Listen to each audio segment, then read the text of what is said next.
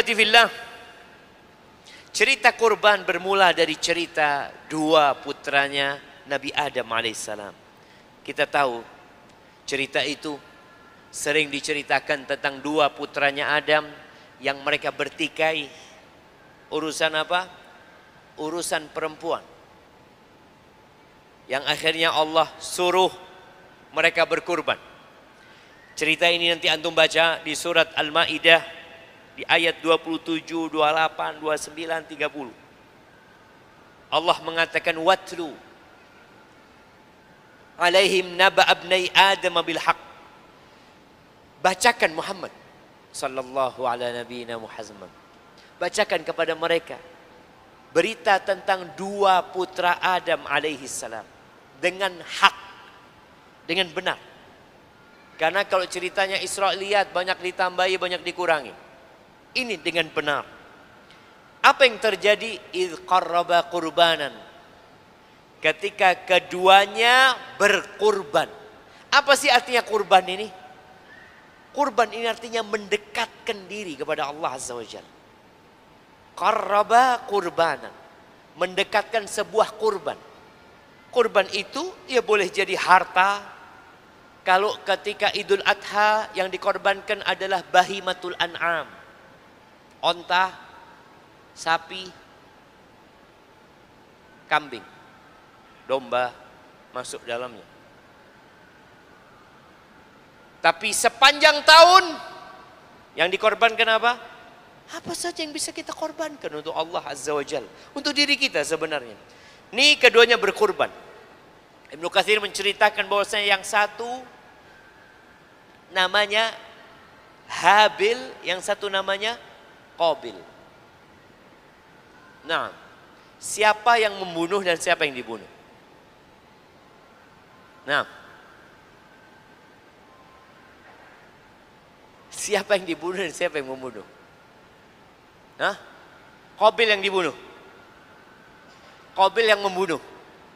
Betul? Iya, Qabil yang membunuh. Jadi kalau yang tahu bahasa Arab, Qa itu qatil. Qabil itu dialah qatilnya, dialah pembunuhnya. Qabil membunuh Habil. Habil mengorbankan domba dia yang terindah. Kita kan kalau mau berkorban dicari yang paling itu kayaknya sudah mau mati itu. Yang lemes-lemes sudah sayang ini bismillah lah. Kan Allah menerima ketakwaan kita, kan bukan dagingnya yang dilihat, Masya Allah. Habil mengorbankan domba dia yang paling dia sayangi. Sedangkan Qabil mengorbankan dia hidupnya di pertanian. Buah-buahan, sayur-sayuran dia korbankan. Yang enak dia makan. Oh ini kok enak kata dia. Nggak jadi dia korbankan, dia makan. Tapi kayaknya kita dengarkan azan dulu jemaah. Allah mengatakan fatuqubbila min ahadihima wa lam yutaqabbal minal akhar. Diterima dari salah satunya, yang satunya lagi ditolak, nggak diterima. Gimana tahu? Jadi dulu, Masya Allah. Ijaz sunnah Isa. Ketika mereka berkorban, ditaruh kurbannya, mereka nunggu.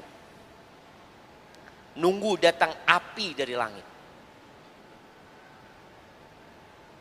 Yang diterima itu akan dimakan sama api. Habis. Di masa Bani Israel, sama. Mereka nggak boleh makan harta rampasan perang.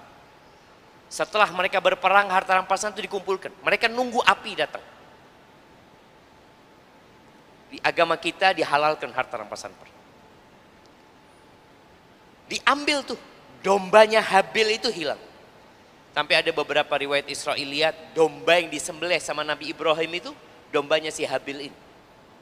Yang dipelihara di surga. Wallahu a'lam bishawab. Tapi yang jelas, yang satunya tidak diterima. Sakit hati Qabil ini. Kurbannya nggak diterima. Apa kata dia? Qala la aqtulannak. Aku akan membunuh. Aku benar-benar akan membunuh. Apa kata si Habil? Innama yataqabbalullahu minal muttaqin. Allah hanya menerima dari orang-orang yang bertakwa. Jadi ingat ketika antum berkorban, ternyata korban antum bukan lillahi ta'ala dan tidak sesuai dengan aturan Allah Azza wa Jalla, Allah nggak akan terima. Makanya Allah sebutkan di surat Al-Hajj di ayat 37. Allah mengatakan la yanalallaha luhumuha wala dima'uha. Enggak akan sampai kepada Allah daging-dagingnya dan darah-darahnya. Jadi bukan bicara engkau berkorban sapi yang besar atau sapi yang kecil, domba yang besar, domba yang kecil. Itu nggak akan nyampe kepada Allah. Oh, saya korban 1 ton 300. Nggak apa-apa. 1 ton 300 itu berapa harganya? Berapa harganya? Ada yang dagang sapi di sini? Kira-kira berapa harganya? 1 ton 300. Anggap 300 juta. Iya? Anggap 300 juta. Oh, fulan korban 1 ton 300. 300 juta. Fulan korban domba 2,5 juta. Antum pikir lebih bagus punya antum? Antum 300 juta, uangnya antum 10 miliar. Berapa persen? Berapa persen jemaah? 300 juta itu berapa persen? 3%, iya.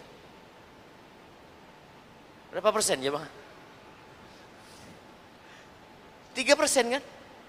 3%. Ini fulan yang korban domba 2,5 juta, dia cuma punya duit 5 juta. 5 juta dia punya duit.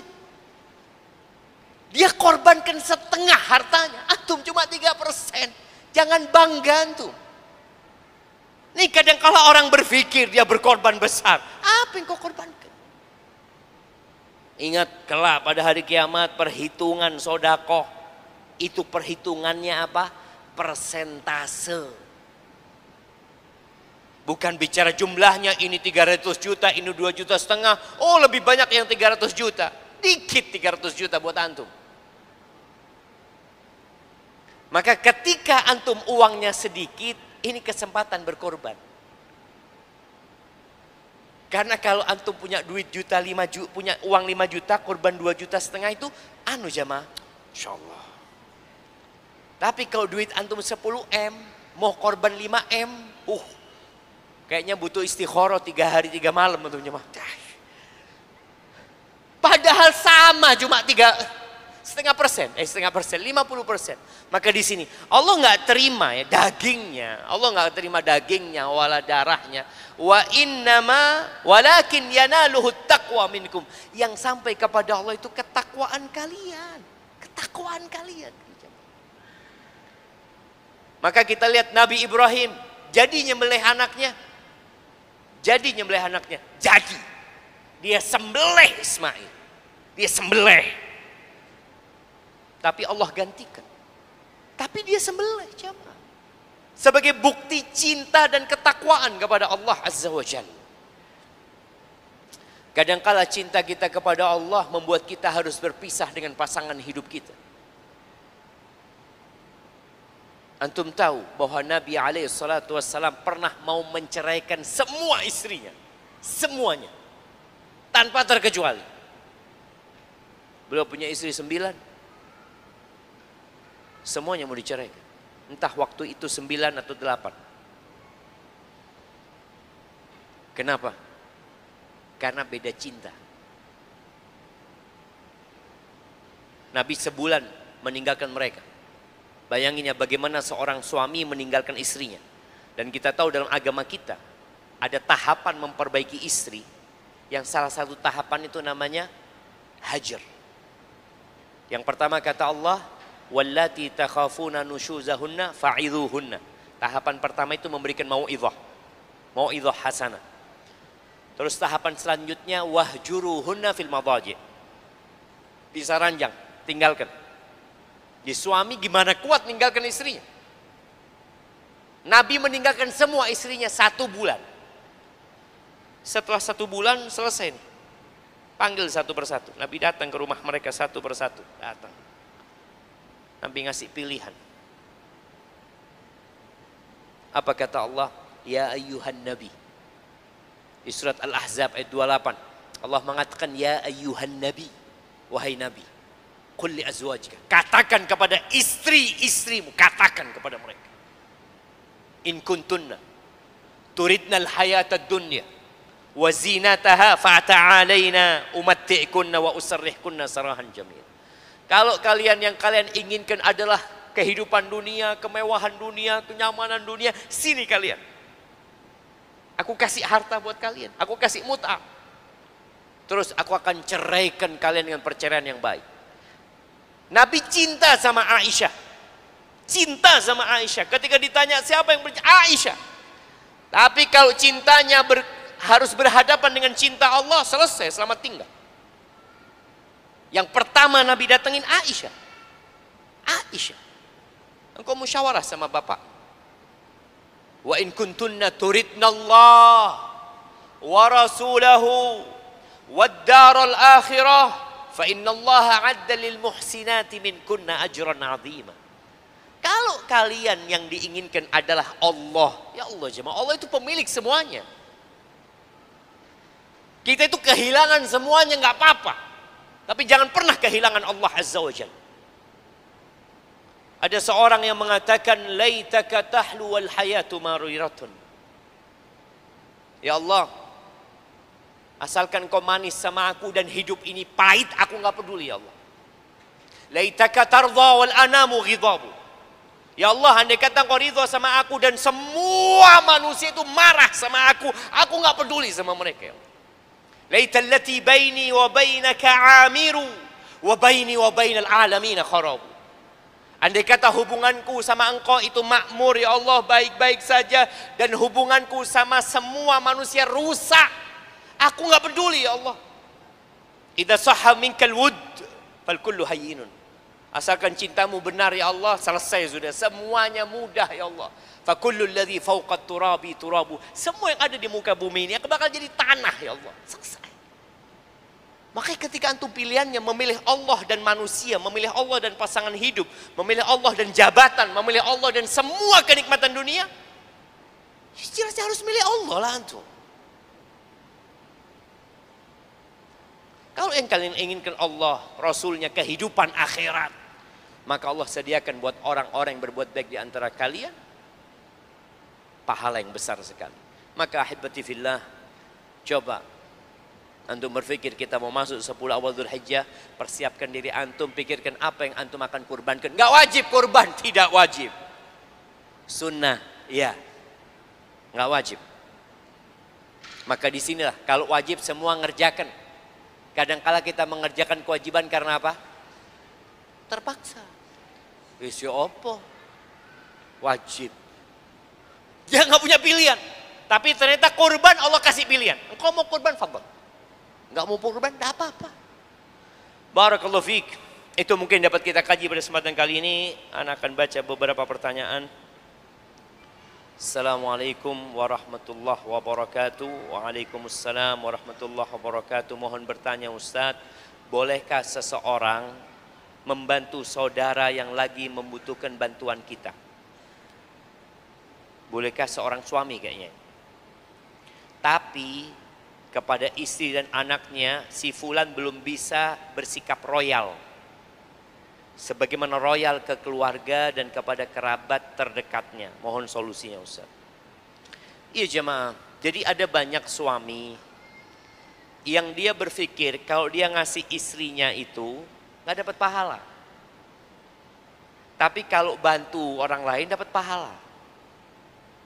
Maka ya secara ibadah dia berpikir gimana ana berbagi duit yang dapat pahala. Padahal yang dia berikan kepada istrinya, kepada anaknya, kalau dia berharap pahala, dikasih pahala. Tinggal masalahnya niat. Innamal a'malu binniyat. Dan memang kita itu kalau berbuat baik sama istri, biasanya nggak bocor jemaah. Ceritanya nggak kemana-mana. Tapi kalau kita berbuat baik kepada orang lain, Masya Allah fulan, Masya Allah, suka bantu orang lain gitu. Dan ini tantangan. Padahal kata Nabi SAW, khairukum li ahli. Orang yang terbaik di antara kalian adalah yang paling baik sama keluarganya. Tapi gimana solusinya sekarang kalau istri punya suami kayak gini? Ya dikasih pemahaman.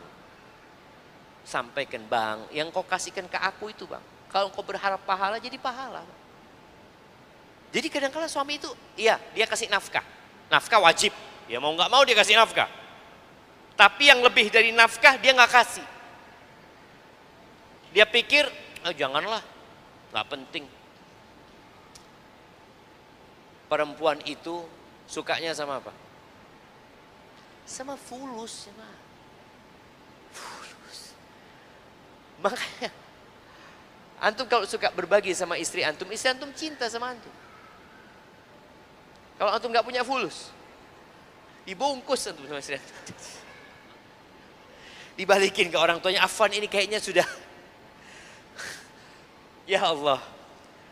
Ini seorang suami juga ketika memberikan nafkah kepada istrinya, kata Allah Azza wa Jal, liyunfiq dzu sa'atin min sa'atih. Allah subhanallah, Allah maha adil ya. Hendaklah orang yang punya kelebihan harta memberikan nafkah kepada istrinya sesuai dengan ya keluasan harta yang dia miliki. Kalau engkau punya penghasilan sebulan 100 juta, kira-kira nafkah buat istri, antum udah nikah? Udah. Kalau antum punya penghasilan sebulan 100 juta, kira-kira antum kasih istri berapa? 50 juta. Masya Allah. Masya Allah jemaah. Kok cuma 50? 50-nya kemana? 50 juta jemaah, separuh dia kasih kepada istri. Dia punya banyak gitu loh. Tapi kalau antum punya 5 juta, antum kasih berapa? 4 juta. Loh, kok beda ya? 4 juta itu berapa persen? 80%. Kalau punya 100 juta dikasih cuma 50%. Karena dia udah banyak gitu kan. Kadang-kadang kita seperti itu, jemaah. Maka tolong berikan sesuai dengan keluasan. Waman qudira alaihi rizquhu falyunfiq mimma atahu Allah. Yang sempit rizkinya, ya udah kasih sesuai dengan kesempitan dia. Maka di sini buat sang istri, kalau engkau mendapatkan hakmu, nafkah, tapi tidak mendapatkan ihsan, kita itu disuruh untuk ihsan jemaah. Ihsan itu modelnya gini, ihsan itu kalau ada pekerja kerja sama antum, gajinya kerja sehari 100 ribu. Antum kasih 100 ribu, antum memberikan hak dia. Selesai. Tapi antum kasih 120 ribu, 20 ribunya itu ihsan. Dan Allah cinta dengan orang-orang yang suka berbuat baik. Dan orang yang paling pantas mendapatkan kebaikan kita siapa? Keluarga kita.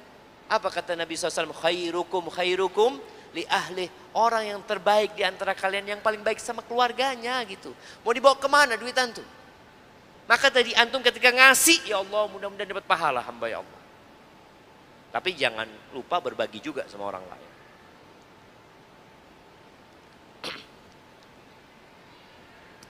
Saya seorang ibu dengan 2 anak.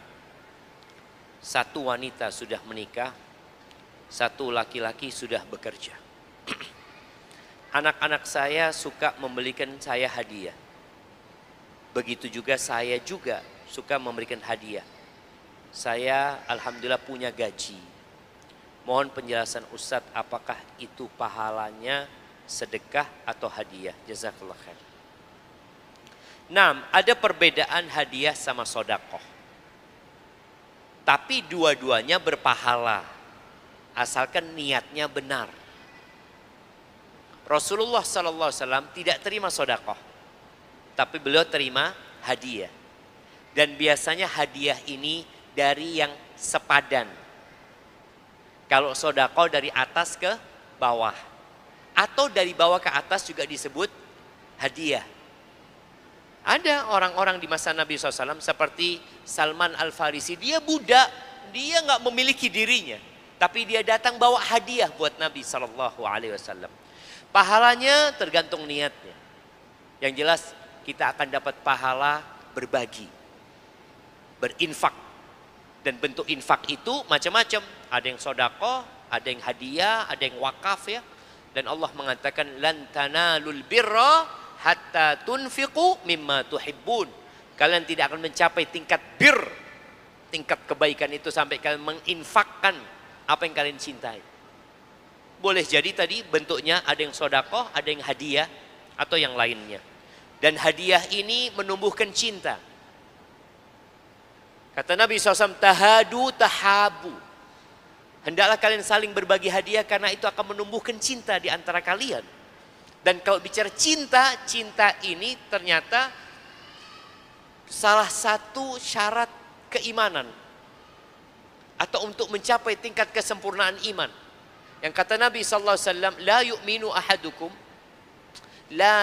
ahadukum hatta yuhibba li akhi ma yuhibbu li nafsih. Tidak beriman seorang di antara kalian sampai dia mencintai saudaranya seperti mencintai diri dia sendiri. Barakallahu fikum. Assalamualaikum warahmatullahi wabarakatuh. Izin bertanya Ustaz. Contoh, semisal anak yang disayang orang tua, rumah sebagai tempat untuk pulang, tetapi anak lebih memilih untuk tidak pulang dikarenakan 5 orang anak terlalu banyak tuntutan dari orang tua. Sehingga anak enggan untuk pulang ke rumah beberapa hari, bahkan memilih untuk tidak tinggal lagi satu rumah karena anak sudah tidak tahan atau sudah tidak tahan dengan tuntutan orang tua. Apakah solusi yang baik Ustaz? Mohon penjelasannya. Terima kasih Ustaz. Oh, jadi ini kayaknya anaknya itu nggak malas pulang karena orang tuanya banyak tuntutan. Jadi ahibati fillah, hidup ini pengabdian kepada Allah Azza wa Jalla. Dan kita tahu perintah pertama itu tauhid. Mengabdi kepada Allah. Wa qada rabbuka alla ta'budu illa iyyahu wa bil walidaini ihsana. Kemudian berbuat baik kepada orang tua. Dan orang tua ini pintu surga yang paling indah. Meraihnya capek, lelah. Antum diuji sama orang tua, banyak tuntutan ini itu. Ya antum tetap berbakti sama orang tua. Perlu kesabaran. Karena ya kalau niatnya adalah kesenangan dunia, ya antum males, capek. Tapi kalau niat antum keselamatan di akhirat, antum akan tetap berbakti sama orang tua. Walaupun orang tua kafir pun kita disuruh berbakti. Orang tua yang maksa anaknya untuk keluar dari Islam, tetap anak berbakti sama orang tua. Sampai Allah katakan, wa in jahadaka ala an tusyrika bima laysa laka bihi ilmun fala tuti'huma. Kalau kedua orang tuamu memaksamu untuk keluar dari agama Allah ini, untuk melakukan kesyirikan, jangan taat. Wa sahibhuma fid dunya ma'rufah, tapi dampingi keduanya dalam kehidupan dunia ini dengan cara yang baik. Selama tuntutannya itu omongan, ya ketika dia minta ini minta itu, iya ayah doakan ya, ayolah dibantu ayah, ibu dibantu anak, berdoa minta sama Allah SWT. Karena yang ngasih rezeki itu Allah. Anak kalau punya, anak akan berikan, tapi bantu dengan doa. Jadi mungkin omongan-omongan seperti itu yang membuat orang tua jadi lebih dekat juga sama Allah. Terkadang orang tua kita itu ingin dimengerti. Terutama yang beliau inginkan. Walau hal itu tidak yang anaknya inginkan atau harapkan. Intinya berbanding terbalik dengan yang diinginkan antara orang tua dan anak. Bagaimana kita sebagai seorang anak jika kita lebih memilih apa yang kita inginkan? Apakah kita termasuk anak yang tidak nurut kepada orang tua? Mohon penjelasan. Tergantung masalah apa. Kalau masalahnya ini berkaitan dengan masa depan anaknya, maka anak lebih berhak menentukan masa depannya. untuk menikah umpamanya. Bapaknya ngomong, nah, engkau kawin sama fulan. Ayang, anak nggak cocok sama fulana. Kata bapak sudah cocok. Bismillah bapak yang nikahilah. Anak mau cari yang lain gitu. Loh yang cocok bapaknya yang mau nikah anaknya. Yang mau hidup siapa? Anaknya gitu. Sedangkan dia merasa nggak cocok. Ada orang, oh durhaka, enggak. Ini orang juga harus paham. Tidak semua keinginan orang tua itu harus dituruti. Apalagi berkaitan dengan masa depan anaknya yang akan menjalani anaknya. Bapaknya mati ini, anak akan hidup sama laki-laki ini. Kalau perempuan. Makanya dalam agama kita yang udah kita bahas di fiqhul usrah, nggak boleh bapak maksa anaknya yang udah dewasa untuk menikah. Nggak boleh. Dan anak itu juga nggak durhaka ketika nggak nurut sama orang tua. Pernah ada seorang wanita yang datang kepada Nabi alaihissalatu wasallam mengatakan, ya Rasulullah, ini bapakku menikahkan aku dengan sepupuku tanpa keridhaanku. Nabi gak mengatakan, yang kau harus berbakti sama orang tua. Tidak.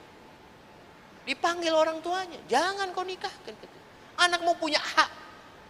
Jadi bukan anak ini, ya kita berbakti semaksimal mungkin. Tapi ada perkara-perkara yang memang gak mungkin kita nurutin orang tua. Nggak apa-apa gitu, dan nggak dikatain durhaka. Apalagi kalau maslahatnya bukan maslahatnya orang tua, maslahatnya anak. Tapi kalau berkaitan dengan maslahat orang tua, ya nggak ada masalah. Ada seorang ibu ya, Anda dengar cerita di mana lupa. Ibu ini dari Madura, punya anak 7. 6 anaknya itu menikah dengan selain orang Madura. Yang terakhir ibunya ngomong, nah terakhir nak, ibu minta istrimu orang Madura. Kenapa? Ibu nggak punya teman ngomong. Ibunya ini susah bahasa Indonesia. Ketika menantunya orang Jawa nggak nyambung ya mah. Ibunya ngomong apa? Ibu butuh temen lah. Karena dia biasa bahasa Madura. Nggak tahu akhirnya dapat orang Madura apa enggak? Wallahu a'lam. Nggak tahu ceritanya. Nah. Afwan izin bertanya Ustaz, apakah kewajiban seorang suami hanya mencari nafkah saja? Apakah membantu pekerjaan rumah itu bukan kewajiban suami Ustaz? Suami saya bekerja dari pagi jam 6 sampai jam 5 sore. Saya paham jika suami saya capek kerja seharian Ustaz. Tapi saya juga butuh peran suami saya. Ketika saya mengandung, suami saya selalu mengeluh jika saya meminta bantuan. Walaupun hanya sekedar memijat. Mohon nasihatnya Ustaz, apakah saya seorang yang tidak pengertian? Assalamualaikum warahmatullahi wabarakatuh. Kayaknya suaminya ada di sini nih jemaah. Iya. Jemaah. Tadi kita bicara dalam rumah tangga ini bukan hanya bicara kewajiban. Tapi bicara yang namanya ihsan. Allah itu cinta dengan yang namanya ihsan. Innallaha yuhibbul muhsinin. Kalau bicara kewajiban ya suami wajib memenuhi kebutuhan istrinya, sandang, pangan, papan. Tapi ada kondisi-kondisi yang masuk ihsan. Rasulullah SAW di rumahnya, beliau ngerjakan kerjaan rumah, bantu istrinya. Meres susu kambing sendiri. Sandalnya rusak diperbaiki sendiri. Timba rusak di rumah diperbaiki sama Nabi SAW. Kana fi mihnati ahli. Beliau bantu keluarganya. Ini yang masuk dalam bab ihsan. Jadi kalau sang istri, bagaimana sang istri membuat suaminya tanpa meminta melakukan itu? Nah ini penting. Makanya kalau suami yang berharap pahala di sisi Allah, dia akan melakukan itu. Dan sekali lagi jamaah, ihsan, semua ihsan yang antum lakukan di rumah itu gak terdengar sama orang lain. Itu masuk amalan yang tersembunyi insya Allah. Antum nyapu, ya Allah, tidak ada kamera ya. Coba ada kamera di sini. Tidak ada. Tidak ada kamera. Antum minjet istri. Masa antum mau sambil apa? Selfie ya. Beginilah jamaah. Juga tidak ada. Antum minjet istri bertahun-tahun. Tidak ada yang istri juga nggak ngomong terima kasih. Udah nggak usah berharap terima kasih. Istri nggak apa-apa minta tolong sama suaminya. Tapi bahasanya minta tolong. Kalau nggak ditolong ya udah. Jangan sakit hati. Karena kalau sakit hati, sudah sakit, badannya tidak dipijetin suami, tambah sakit hati, double sakitnya. Sudah ketika suami memang tidak mau ya, mungkin dia memijat sambil wajahnya cemberut. Anti tersenyum, Bang.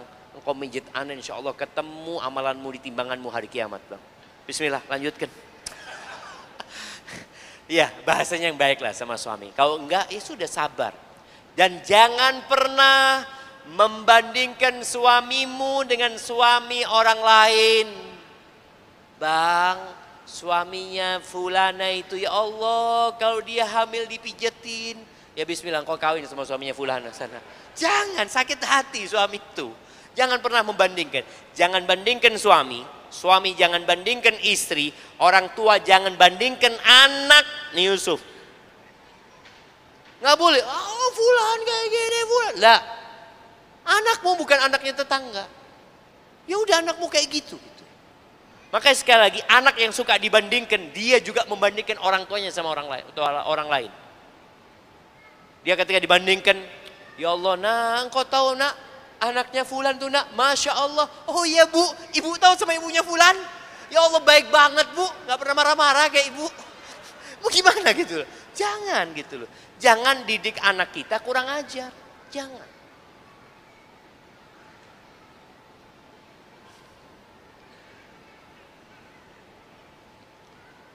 Bismillah Ustaz, apakah kita ikut berdosa tatkala membantu seseorang hutang atas nama kita yang hutang tersebut mengandung riba? Oh iya. Kalau mengandung riba berarti antum termasuk tolong menolong dalam kemurkaan kepada Allah Azza wa Jalla. Kalau mau bantu dia utang ya tanpa riba, nggak apa-apa. Antum jadi penjaminnya. Tapi kalau sudah riba, antum dapat bagian dari dosa. Bagaimana apabila seorang ayah belum pernah berkurban yang berkorbankan anaknya, namun justru bersikukuh mengkorbankan cucunya, padahal anaknya sendiri sejak lahir belum pernah sama sekali dikorbankan. Syukran Ustaz. Nggak apa-apa untuk nggak dikorbankan. Ini loh jamaah, jangan hasud, jangan iri. Kita kalau melihat kepada nikmat orang lain, kita akan iri. Orang tua antum nggak mau berkorban buat antum, memang nggak ada kewajiban untuk itu. Dia mau korban buat anaknya, fadhol, buat cucunya, fadhol. Kita itu juga, kadang-kadang orang tua kita ini punya cucu banyak. Cucu dari kita, cucu dari kakak kita, cucu dari saudara kita. Kadang-kadang orang tua kita berat sebelah kepada salah satu cucunya. Seperti itu. Yang menyebabkan anak ini sakit hati, ini bapak kok jangan. Dan jangan pernah menumbuhkan kebencian kepada anak-anak kita, kepada orang tua kita. Nah, ya antum harus ya punya berbagai banyak cara lah bagaimana membuat anak kita tahu bahwasanya orang tua kita adalah orang tua yang baik ya. Katakan bapak ini ada karena adanya kakek sama nenek loh. Masya Allah. Bismillah, assalamualaikum warahmatullahi wabarakatuh. Ahsanallahu ilaikum, izin bertanya Ustaz, saya seorang suami, juga kakak dan seorang anak. Yang alhamdulillah penghasilan cukuplah untuk gajian, untuk gajian ke depannya, tapi tidak banyak. Yang jadi pertanyaan saya, suatu ketika istri meminta sesuatu, seperti tas, baju, dan sebagainya. Tapi tidak saya belikan karena saya, ini apa? Jawaban pertanyaan yang tadi jamaah ya. Yang ngomong suaminya tidak royal itu jamaah. Ini istrinya tanya, suaminya tanya gitu, bagus tapi jamaah. Suatu ketika istri minta sesuatu seperti tas, baju dan sebagainya, tapi tidak saya belikan karena saya berpandangan itu tidak urgen. Tapi kalau ada kelebihan rezeki saya nggak pelit insya Allah. Jangankan tas yang harganya ratusan ribu, make up yang jutaan saya belikan, insya Allah. Qadarullah, beberapa hari setelah itu keluarga saya minta bantuan, betul ini jamaah. Keluarga saya minta bantuan uang dan saya pun bantu. Sekalipun misal itu keluarga istri, adik atau mertua. Insya Allah saya bantu juga. Dari perkara ini sebenarnya saya ingin mendidik istri. Supaya beli karena kebutuhan bukan keinginan. Memiliki akhlak ithar, mementingkan orang lain meskipun dirinya sendiri kekurangan. Salahkah sikap saya Ustaz? Kalau saya salah mohon bimbingannya Ustaz. Saya siap untuk berubah. Iya kayaknya ini nyambung pertanyaan jamaah. Alhamdulillah suaminya ada di sini ya. Jadi begini, Iya, suami punya kewajiban mendidik istri.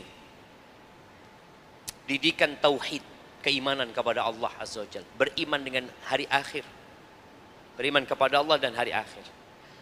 Mendidik istri bahwasanya apa yang dia berikan itu akan dia dapatkan kelak pada hari kiamat. Tapi suami juga harus tahu yang dia berikan kepada istrinya sekedar untuk membahagiakan, menyenangkan istrinya, itu juga termasuk amalan yang paling dicintai Allah. Ketika Nabi ditanya alaihi salatu wassalam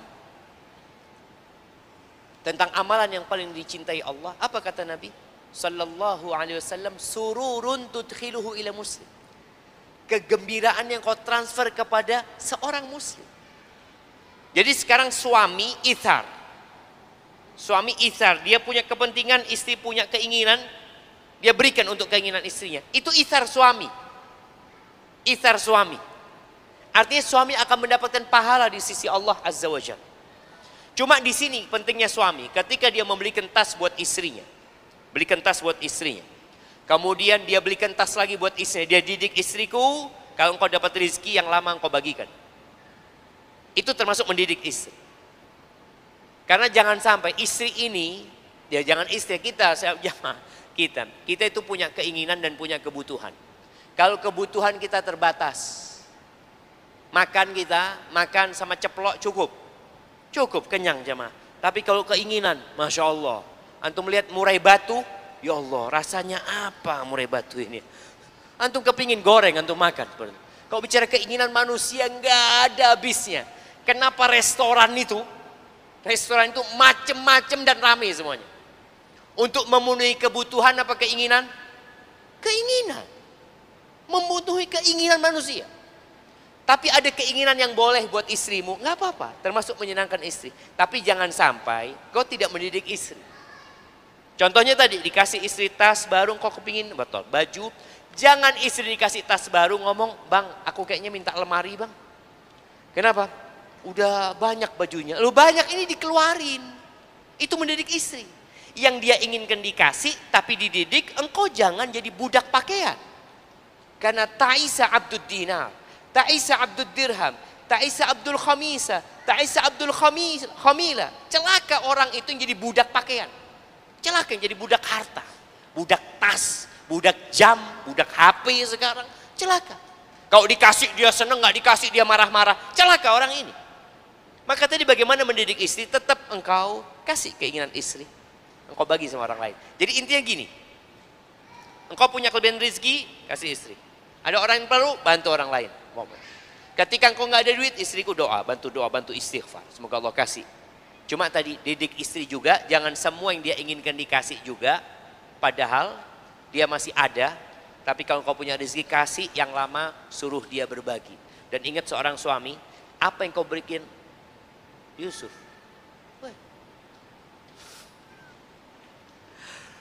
Iya, jangan sampai akhirnya istri jadi jadi materialistis ya, enggak. Engkau perlu didik istri dengan cara baik, tapi ada hal-hal yang untuk kesenangan istri bisa engkau berikan dan engkau berharap pahala kepada Allah Azza wa Jalla. Tetap dapat pahala insyaallah. Masya Allah, ini pertanyaannya panjang jemaah. Insya Allah kita jawab pada pertemuan yang akan datang. Mungkin akan libur ya. Mungkin akan ada diganti oleh ustadz yang lainnya nantinya. Ana mohon maaf kalau punya salah. Yang benar dari Allah Azza wa Jal, yang salah dari diri ana pribadi. Allah dan Rasulullah terbebaskan dari kesalahan itu. Subhanakallahumma wa bihamdika asyhadu an la ilaha illa anta astaghfiruka wa atubu ilaik. Assalamualaikum warahmatullahi wabarakatuh.